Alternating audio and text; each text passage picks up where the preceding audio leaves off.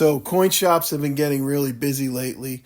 Sellers are just coming out of the woodwork. This video is going to address my top 5 don'ts. I try to live by these rules, but I gotta be honest, it's not always easy. In my case, I feel like I have a very good relationship with everybody in the coin shop. And I catch myself going in there 3-4 times a week, sometimes 5 times a week. I gotta try to remember it's not a social club, even though it seems that way sometimes. Alright, let's get into it. Rule number 1. Don't get high on your... Oh no, that's Scarface.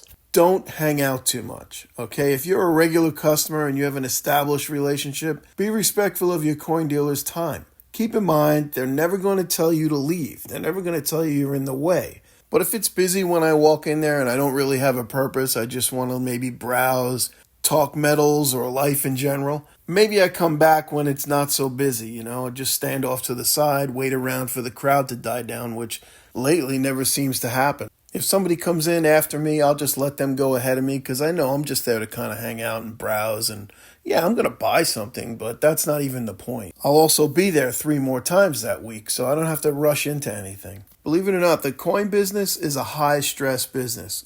When it comes to time management with such thin margins, time is definitely money, so don't waste their time. And believe me, when I say that, I'm talking to myself too. Lots of times I'll walk in there, I'll see it's really busy, I'll politely say hello and let them know, hey, I'll be back when you're not so busy. So that's rule number 1. Don't hang out too much. Don't become an irritant.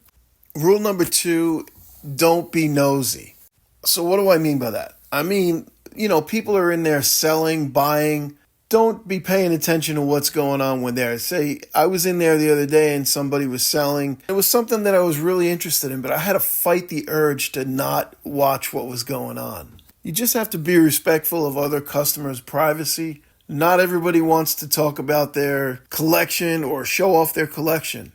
If they bring it up, that's one thing, but if they don't, just leave it alone. So along those lines, if I'm in there and OJ's doing a deal or Taylor is doing a deal, I try and just take a step back, don't get in their face, don't look over their shoulder. I keep quiet, I keep my opinions to myself, even though, believe me, I've got opinions. Once they leave, there's plenty of time to talk about what went down, take a look at what they brought in. It's something new, it's something you've never seen before. Maybe it's something you're really interested in. But wait until they leave, let them get their business done, and then look at it. So like I said, rule number 2, don't be nosy.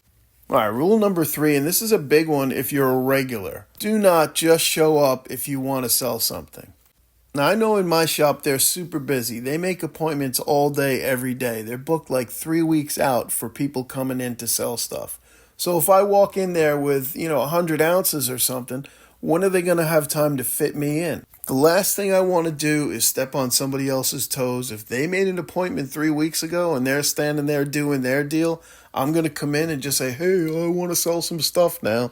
No, I'm not going to do that. It's disrespectful to my dealer and it's disrespectful to that customer.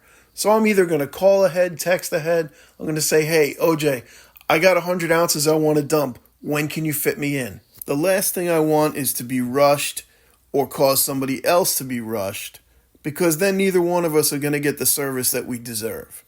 And I certainly don't want to add any more stress to OJ's day, or any dealer for that matter. So do the right thing. If you want to sell, make an appointment, call ahead, text, whatever it is, the procedure that they use. Just don't show up there and expect them to drop everything to take care of you. All right, rule number 4, and this is kind of an extension of rule number 3, and that's don't extend your appointment. Okay, once you are there, keep conversations brief, to the point, keep it professional, talk about the deal, complete the task that you're there to complete. Resist the urge to tell him about your last vacation, etc., right? Just remember, he's got another appointment a half hour from now, and maybe he wants to sneak 10 minutes in to eat a sandwich. Just do the deal, get it done, take care of business, and be on your way. I hope that doesn't sound harsh, and I know OJ would probably disagree with me here. But again, like I said in the beginning, coin shop's super busy right now, so that's the terms that I'm really thinking under, because they got to just keep moving people through there. All right, talking about keeping people moving, on to number 5, and this one is big for YouTubers, but it really applies to anybody, and that is do not film without permission. That also includes still photos as well. make sure you get permission from the dealer to take pictures, especially of inventory. And if there's any customers in the shop, make sure you get their permission as well. And if you're going to post anything on social media, make sure you let them know that. And have them confirm that, give you permission in the video so it can't come back to you later and bite you. Always try to avoid showing people's faces unless they're completely comfortable with it. The bottom line is just be respectful of other people's privacy, and that's pretty much the theme of this whole video. When you treat people with respect, you really can't go wrong, and that pretty much translates all across other aspects of life as well. So there you have it. That's my top 5 don'ts when you go into a coin shop. I'm going to give you one do, and this one applies to a deal that I showed in another video with OJ the other day, where he bought a little over 200 ounces. That happened to be a personal friend of mine that was selling that material. And what we did was we pre-negotiated the deal over text so that when we walked in there, it was quick and easy. The prices were pretty much already established. He walked in, he sold the stuff, and we got out of there. Just helps move things along. There's no need, and honestly, it's easier to negotiate over text than it is in person for most people. You can say stuff in a text that you're not going to say face to face. So try and get as much as you can done before you go in there to sell your stuff. All right, that's my tip of the day. I hope you enjoyed this video. If you stuck it out this long, you're a true fan. I really appreciate you. Thank you very much. Average Joe, out.